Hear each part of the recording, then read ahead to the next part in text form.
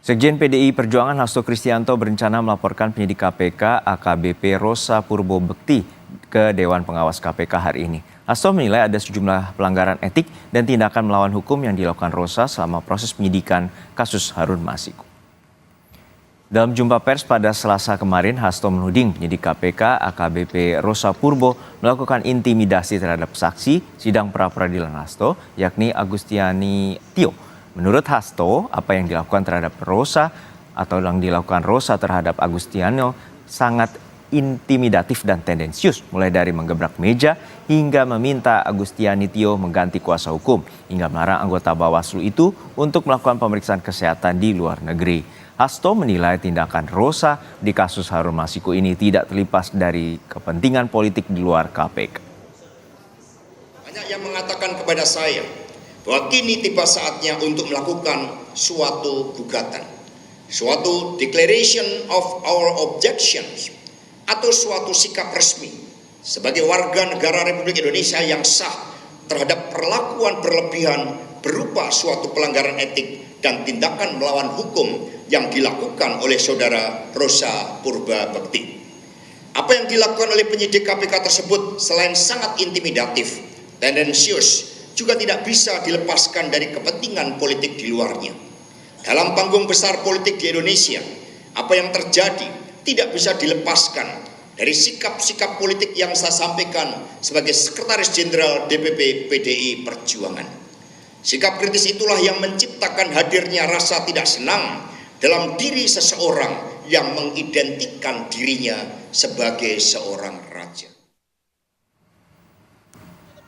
Sementara itu, tim kuasa hukum Hasto Kristianto meminta KPK menunda pemeriksaan terhadap Sekjen PDIP itu sampai ada putusan pra-peradilan yang baru saja diajukan kembali pada awal pekan ini.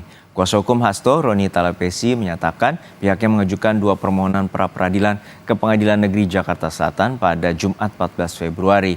Namun pada Senin 17 Februari, Hasto mendapatkan panggilan dari KPK untuk hadir pada pemeriksaan Kamis 20 Februari besok. Roni pun meminta KPK untuk menghormati proses hukum yang tengah berjalan, yakni dengan melakukan penundaan pemeriksaan terhadap Hasto.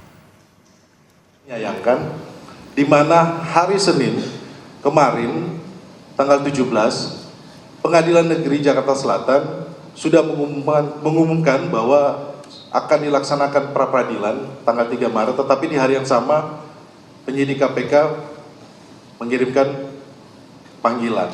Oleh sebab itu kami meminta agar pihak KPK menghormati proses hukum yang ada karena belum ada putusan pengadilan terkait menguji sah tidaknya status tersangka dari Mas Hasto Kristianto. Agar proses ini berkeadilan, kami meminta agar penundaan pemeriksaan ini sampai adanya putusan pengadilan pra-peradilan. Saat ini juga ada rencana KPK memanggil Sekjen PDIP Hasto Kristianto. Dengan saat bersamaan, Hasto Kristianto telah mengajukan pra-peradilan untuk yang kedua kalinya. Namun kali ini Sekjen PDIP juga berencana melaporkan penyidik KPK AKBP Rosa ke Dewas KPK. Lalu seperti apa sebenarnya Putu? Bagaimana dugaan dan tudingan ini terhadap AKBP Rosa yang dinilai melanggar etik? Iya betul sekali Juno, memang ini prosesnya jadi bercabang begitu ya, bukan hanya berjalan dari sisi pidananya saja di mana KPK menelusuri adanya dugaan keterlibatan Hasto Kristianto dalam upaya suap Harun Masiku kepada KPU dan Bawaslu untuk PAW atau pergantian antar waktu di DPR, kemudian juga terkait dengan dugaan perintangan penyidikan, tapi juga bercabang ke sektor yang lain.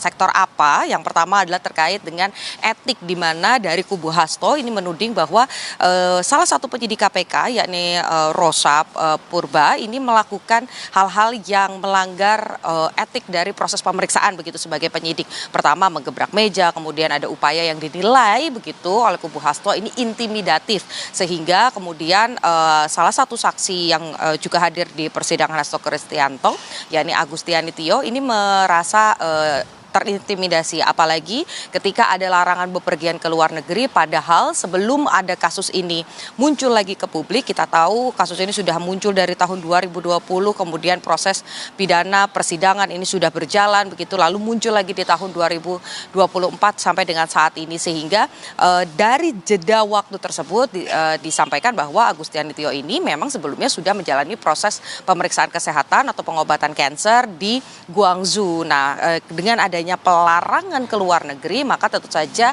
proses tersebut tidak bisa dilakukan atau proses pemeriksaan kesehatan tersebut tidak bisa dilakukan, sehingga ada kerugian yang dialami oleh saksi yang hadir dalam persidangan Hasto Kristianto di pra-peradilan kemarin, yakni Agustiani Tio.